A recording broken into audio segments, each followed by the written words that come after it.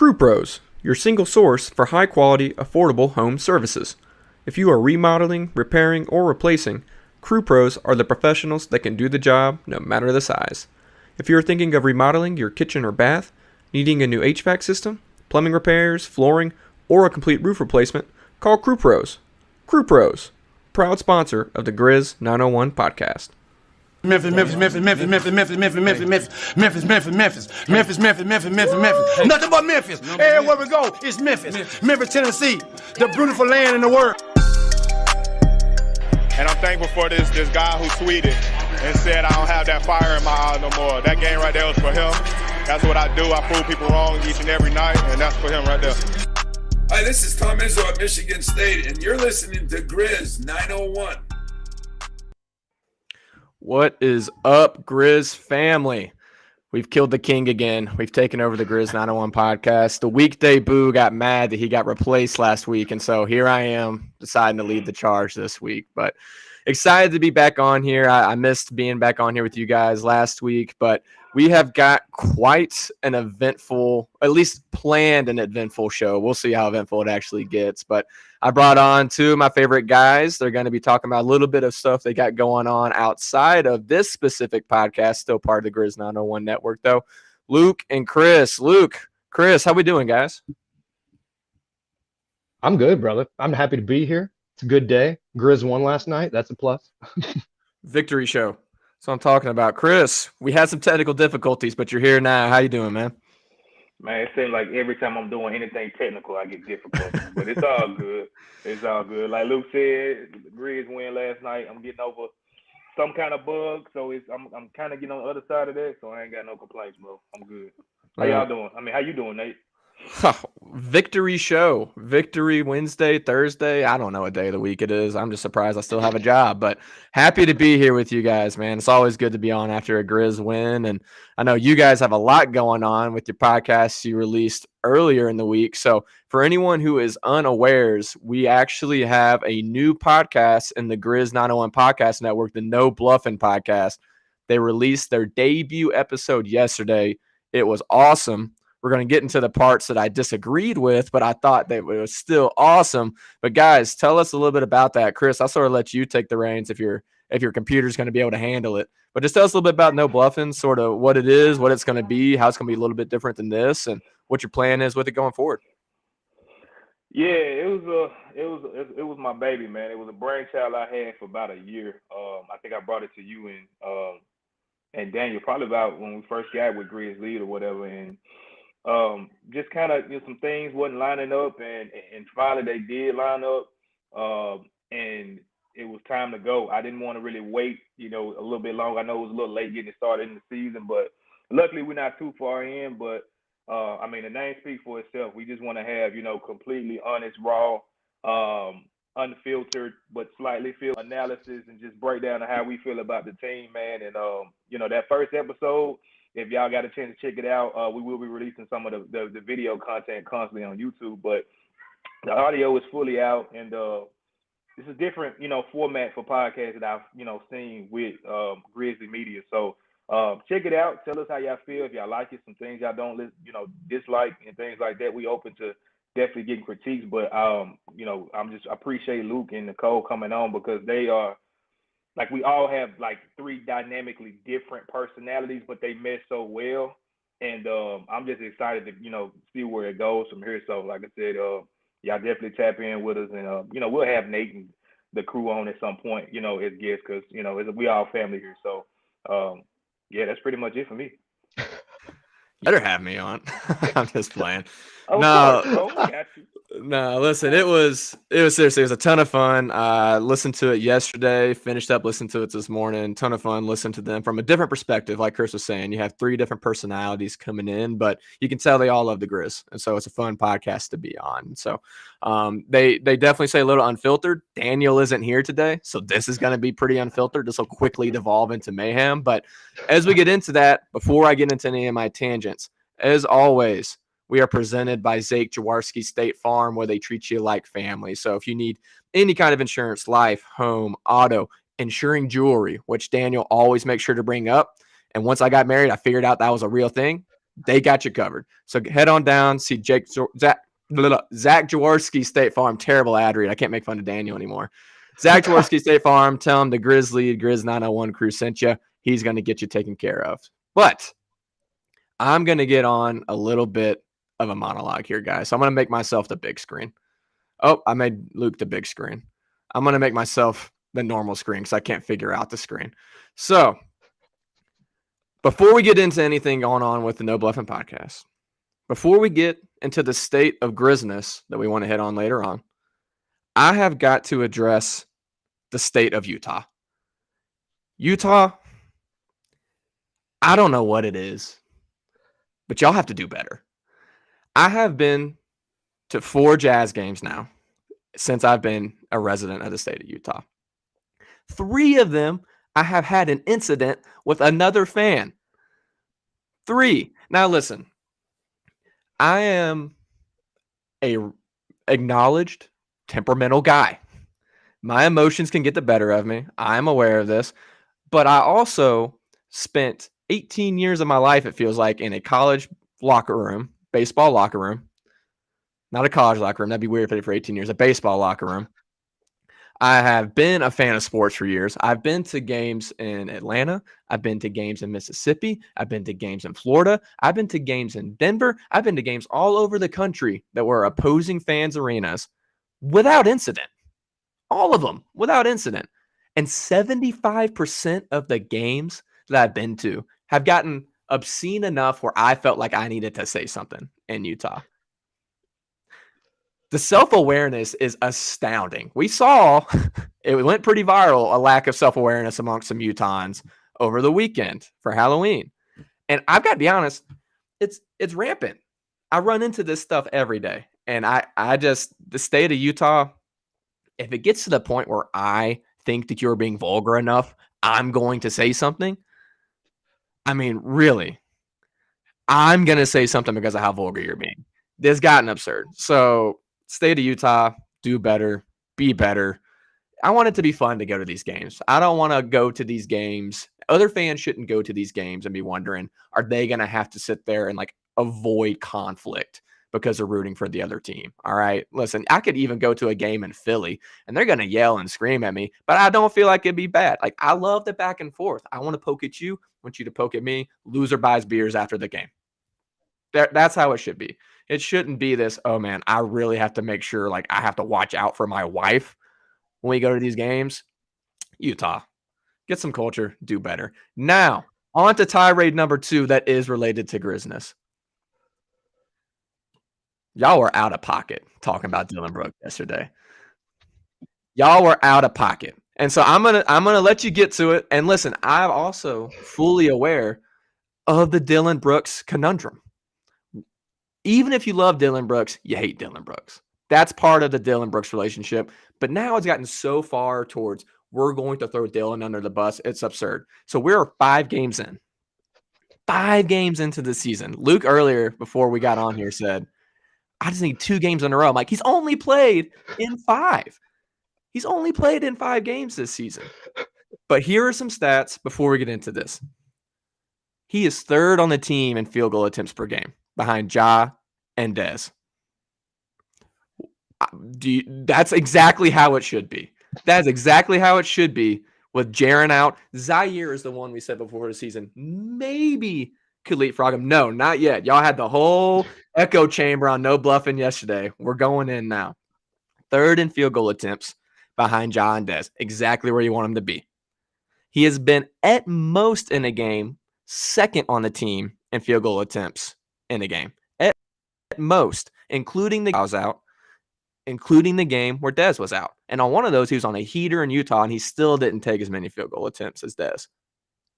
Last night, he was 5th on the team in field goal attempts. He was last amongst the starters in field goal attempts on the entire game. Now, if you look at his stats, he's shooting 39.7% from the floor right now. Not great. He's shooting 40.5% from 3. Pretty good. Now, if you take out the first game back from injury, where he was clearly terrible, there's no arguing he wasn't terrible. He was throwing up bad shots trying to get in a rhythm.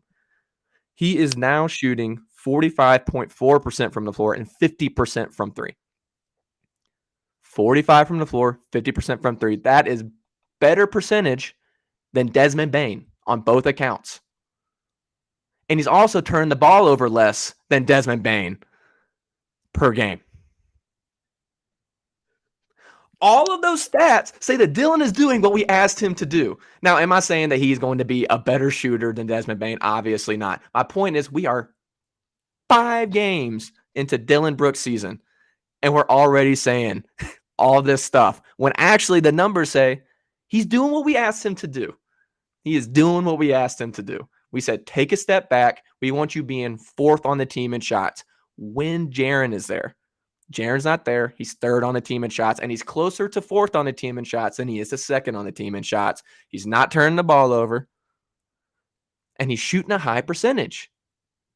50% from 3 is great. Again, it's only 5 games. He might shoot 30% from 3 this year, but so far he's doing what we asked him to do. All right. So y'all so out of pocket. I don't even know. Like, I understand the hate from Dillon Brooks in the first game he was back. I get it. Because he went 2 for 13 and he was just throwing up everything he could possibly get his hands on. Since that first game, he's been exactly what we want him to be. So that is my tirade. Everybody keeps saying Luke wants to talk. Luke, you are welcome to talk. You're welcome to address this. But those are the numbers. I made sure to really dig on them before I brought them on here, and they said exactly what I thought they would say. I was going to say, I feel a little bit like a jackass with that 5-game sample size because why does those 5 games feel like 25 already, though? You know, because people want them to feel like 25. The Dillon Brooks agenda says we want these to feel like 25 games. It just does. And really, it was the first game. The first game was like that. Oh, Dillon, quit shooting. And I was with y'all. I was 100% like, Dillon, quit shooting the basketball. Everyone is making more shots than you.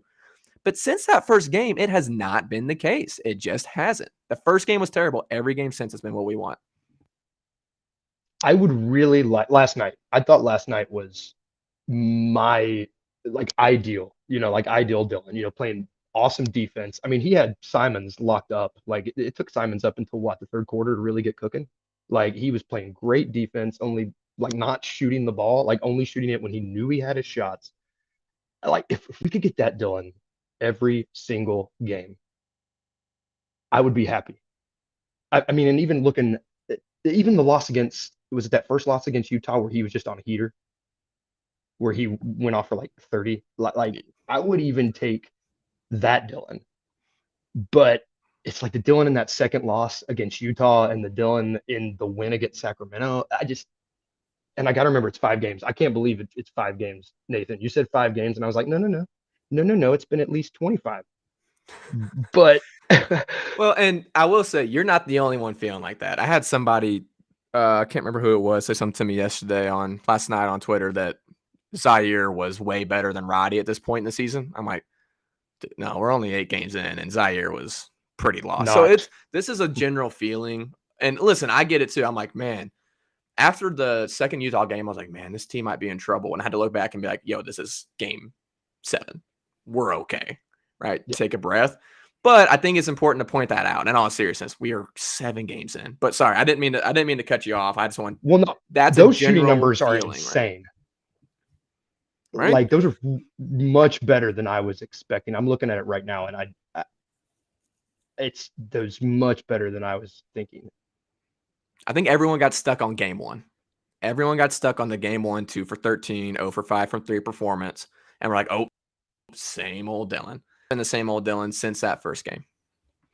He's not turning the ball over anymore either, which is really nice to see when everyone else on the team is turning the ball over. Yeah, John does. It's okay. They're going to be all right. They're going to be all right. But Chris, you and me are the main ones that go back and forth on this. So I would love to hear your thoughts. I had to get clear my throat, man.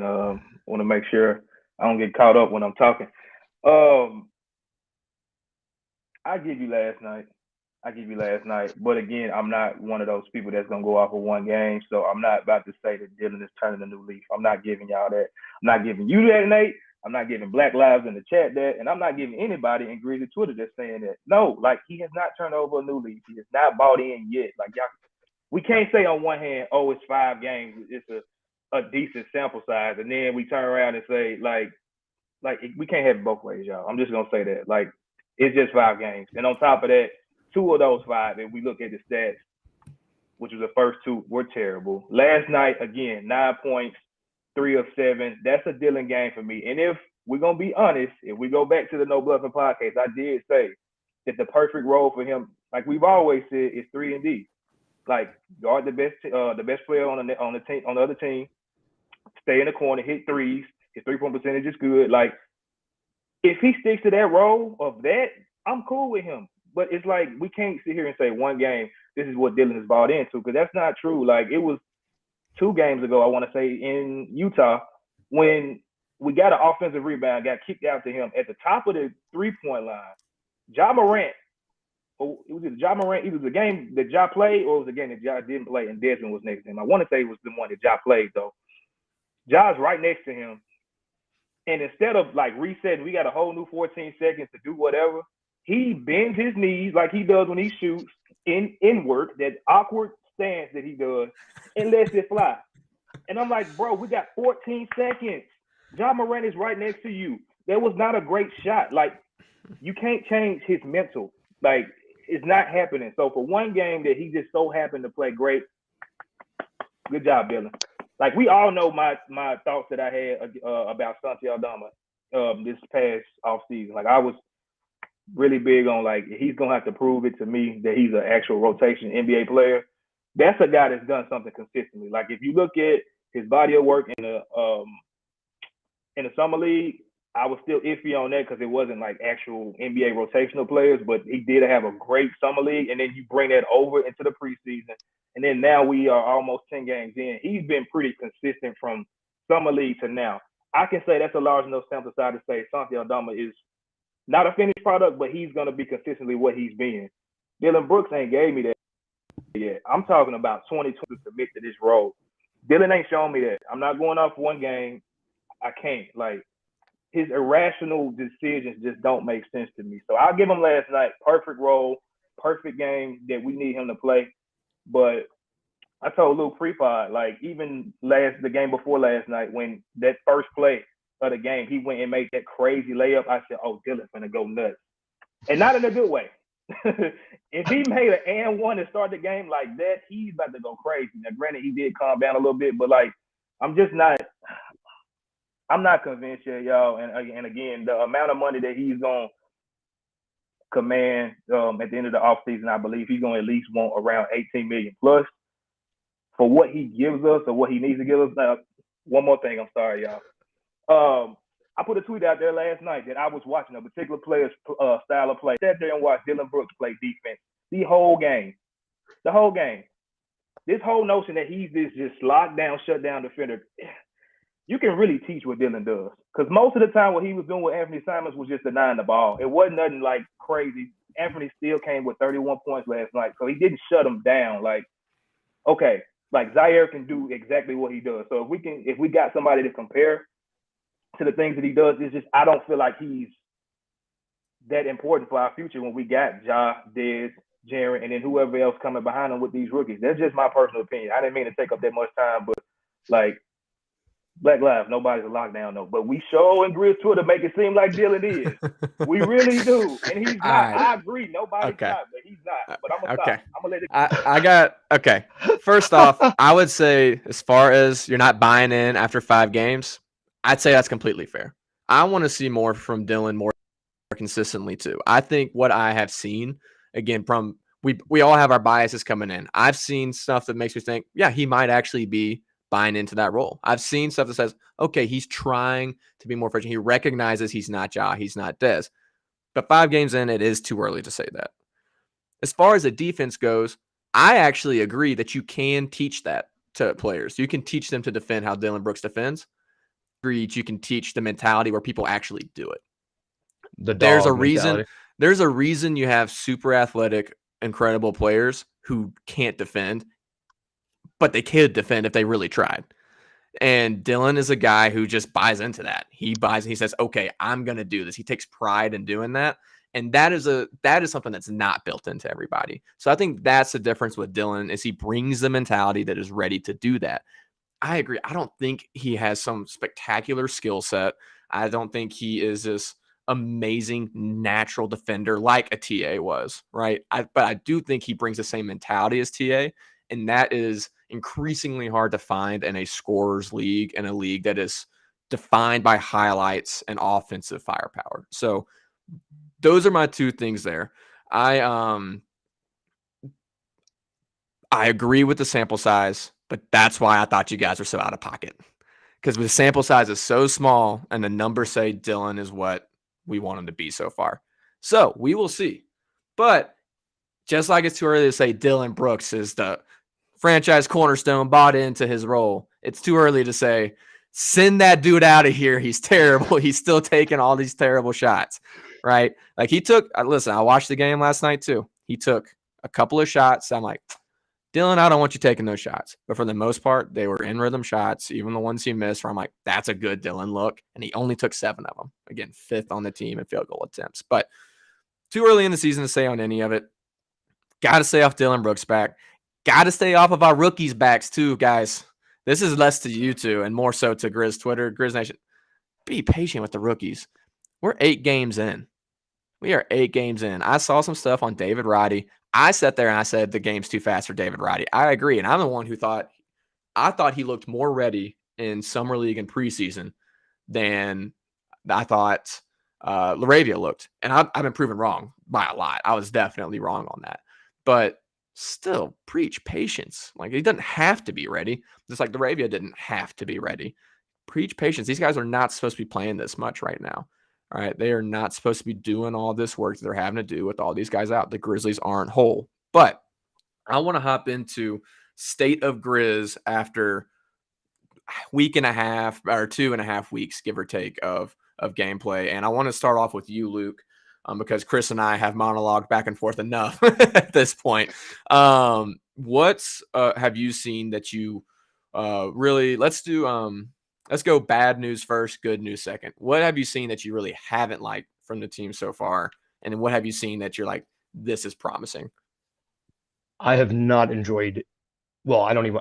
Have we played defense this season? It's the defense has been so bad, and I know Jaren's out. Like I know that's a very, very big reason as to why the defense is lacking. And it's like going off what we were saying earlier with Dillon playing the defense that he is playing. Like I can't imagine losing him right now. Like if he wasn't playing, I mean, I'm sure. What are we? Are we the last ranked defense right now? I know we're not doing very hot. But what'd you say, Nate?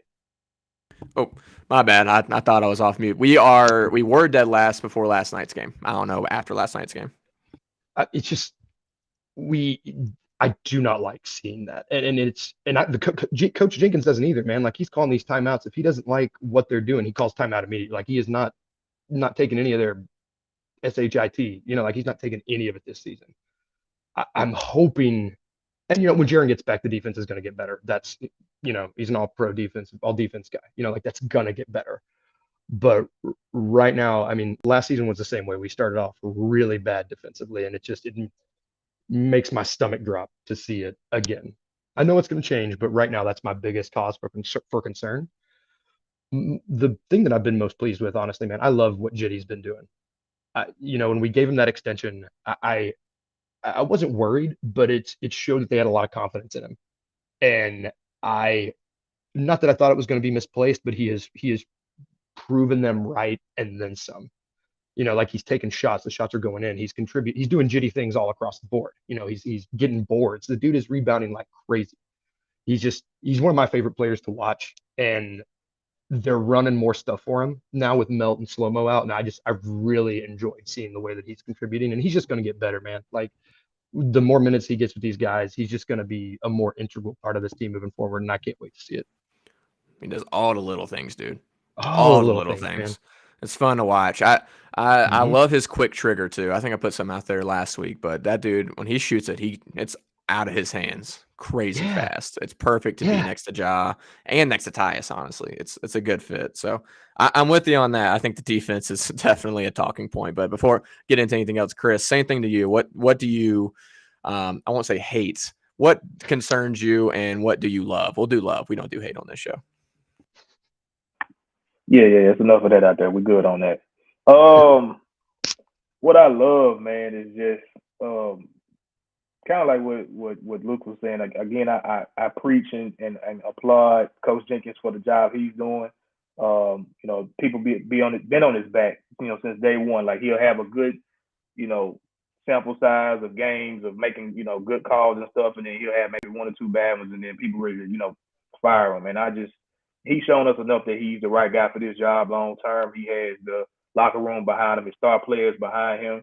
And I can't remember what I want to say it was Chris Vernon he was talking about. Like, a lot of times where these coaches are getting fired, and half of the time it's never the star player that comes out to support, keeping the coach. They just like, okay, cool, we good. We'll go ahead and move on to the next one. It's very rare when you see a star player be like, oh my God, like, I hate that we let him go. And I think that would happen in the case of that ever, happened to Coach Taylor Jenkins. So proud of him. You can see he's starting to, I can't say he's doing a better job of kind of trying to reel Dillon in. Dillon's gonna do what he's gonna do, but he's just more vocal. I appreciate that. Gideon Aldama, those are my highlights of the year so far for sure. Again, I can't say enough how proud I am of him. Of both of those guys stepping into the roles they're doing, and it's just amazing to see like the jump that he made. Like I said before, Zaire, I don't know if he's gonna make the Desmond Bain leap that he made this year. I think that may come year 3 for him. But to see just the polar opposites that Santi came from last year, besides that reverse dunk, I mean, not nothing too crazy that we saw last year, but to be in where he is now, I mean, that's great for us. So outside of just the turnovers, that was really uncharacteristic for us, seeing those. And I know Dez has the ball in his hands a lot more this year, so he's going to get better, obviously, the more he does it. But, besides that and the defense, we can preach that all day long. That will get better. I think we'll be fine. I'm not tripping at all. We'll be good.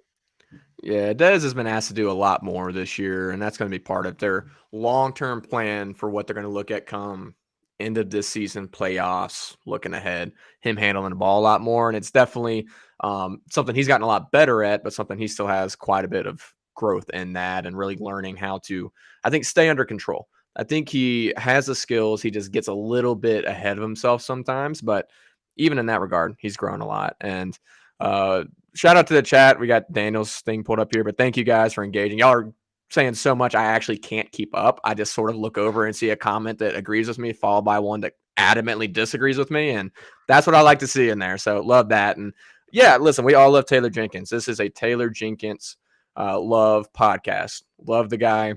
I would like to see a little bit more movement, I think, though, in the half court. That was one thing I noticed last night. I think it stood out because the Grizzlies had such a big lead and were trying to kill clock. It stood out more than the other games, but I'd like to see a lot more movement on that side of the ball outside of the screen at the top and everything going from there. Listen, it works when Ja is on, but what's going to happen when Ja isn't on or when you need to take the load off of Ja?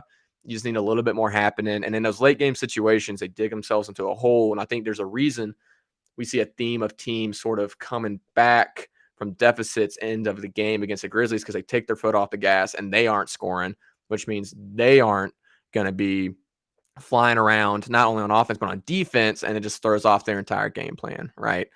Roddy is doing exactly what he's being told to do. That's sort of what I'm saying. I'm on a coaching point here, Daniel. Sorry, we have a Daniel in the chat trying to pick on me because he knows I'm taking over, but that's okay. But all in all, again, 5 games in, being plus or above 500 at this point in the season is good with what you had. You're missing Zaire, you're missing Jaren and Dillon to start the season. You've missed Ja and Dez for a game each. You've had a lot of moving parts to be winning these games. I don't care who you're playing against. It's good to be winning games in the NBA any night, especially when you're dealing with these lineups. So shout out to Coach Jenkins having these rookies in a place where they're ready enough to go.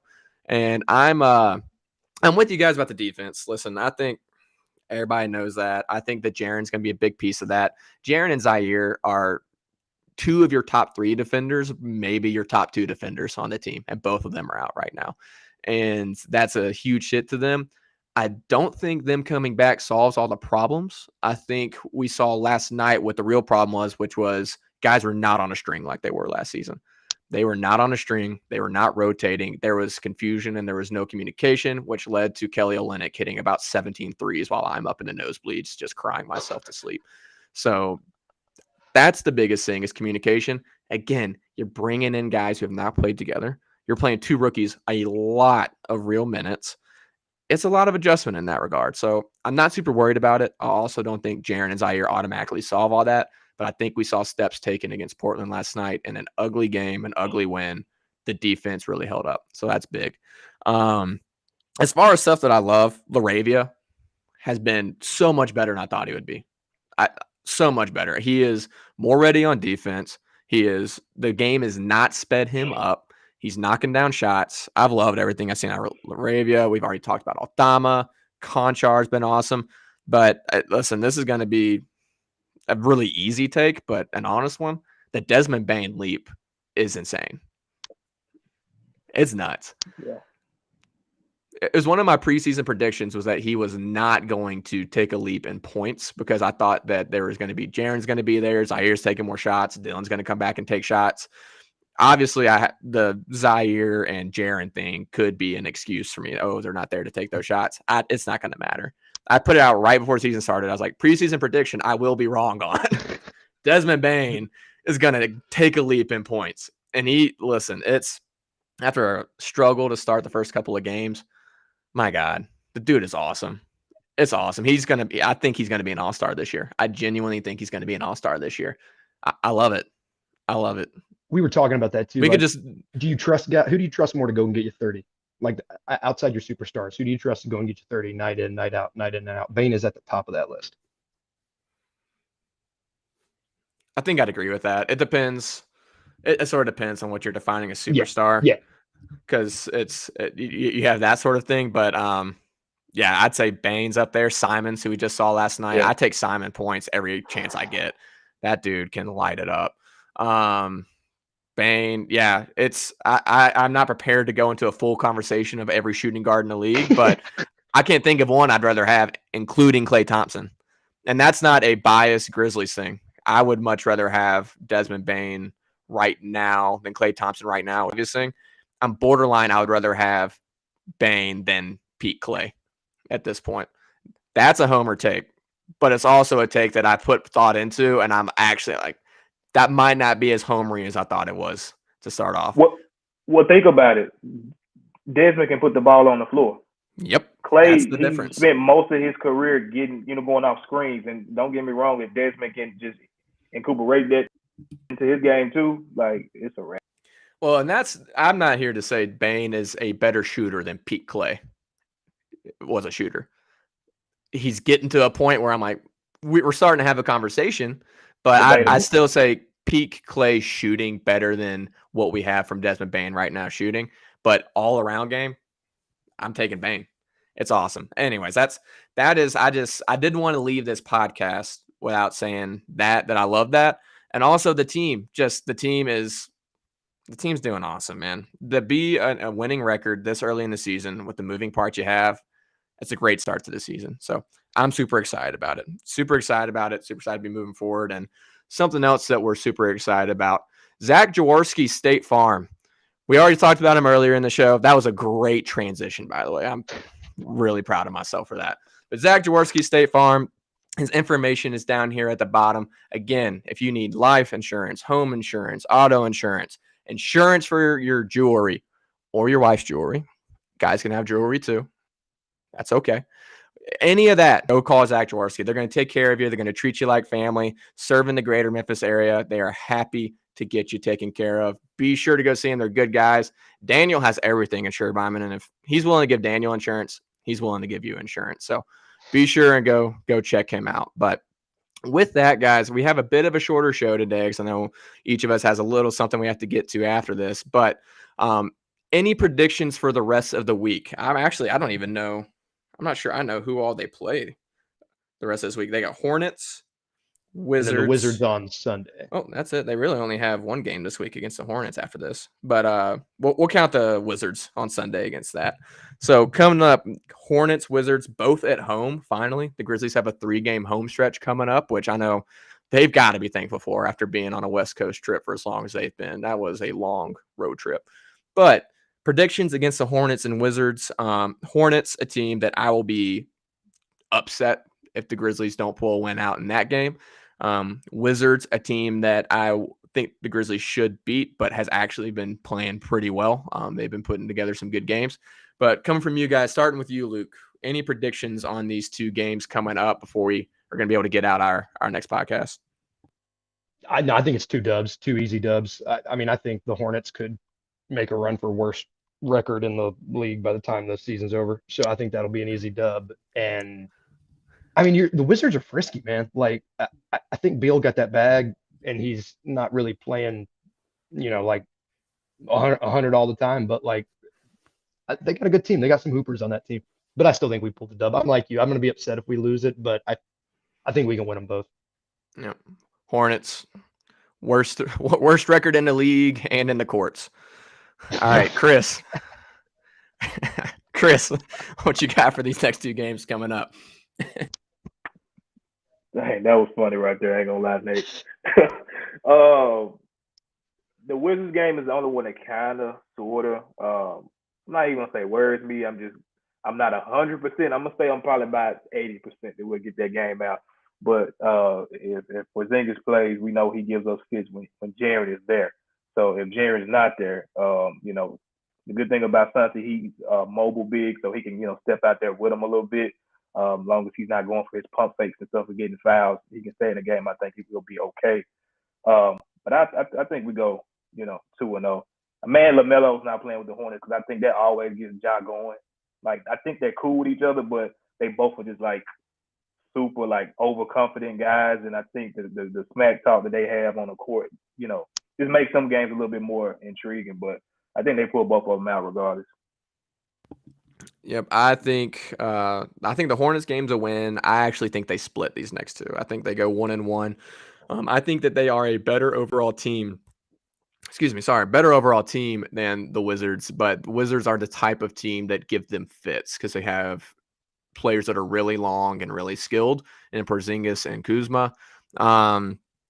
But if they're able to contain those guys, I think they win that game pretty easy. I think those guys give them some trouble and they split these, which I would be happy with. I would want them to win both, but really a split, I think, is all you can ask for at this point. And then against the Celtics, that's going to be a really tough game coming up. The Celtics always seem to have the Grizzlies number in this new era. So bunch of good games coming up. They ought to be fun. Listen, in the moment, I'm going to be pissed if they lose either one. It's not going to matter, right? They need to be blowing them out. They need to shoot 100% from the floor. I don't know why they would ever turn the ball over. Never foul a guy. Come on, Grizz. But it's been a fun season. Listen, I think biggest takeaway is we're 8 games into a season that we were missing most of our rotation for the most part of this season so far, and the Grizzlies have a winning record. I'm happy with it. We should be happy with it. Patience with the young guys. Just enjoy it. Until we get our whole lineup back, these games are entertainment for me. There's some stuff to take away from it. Hey, can Ja really make the 3-point shot? The answer is yes, by the way. Hey, is Bane going to be able to take a leap? The answer is yes, by the way. Hey, is Dillon buying into a role? TBD. Aldama can hold his own. Conchar. There's some stuff to take away, but all in all, let's have fun watching these games. This should be fun, okay? Once we get towards Christmas, we have all our guys back, games start to matter more, records start to shape up. That's when we can start having a lot more serious takes. For now, let's just keep having fun. All right. I think that's all we got, guys. Pretty short pod. I'm pretty proud of myself. Under 40 minutes before we hit the outro. Be sure to subscribe, rate, and review. We are on Spotify, Apple Pods. If you're listening now, we're on YouTube now. Be sure to go over there and subscribe, rate, review. Excited you up here so you can, as I like to say, see us be idiots and have our chaos and mayhem. So ton of fun. Love having you guys. Again, chat, thank you guys so much. It has been a blast having y'all in here. It's so much fun seeing y'all go back and forth. Really enjoy that. Be sure to have the same back and forth on Twitter, in the comments on YouTube, whatever it may be. And as always, be nice. Tell your friends.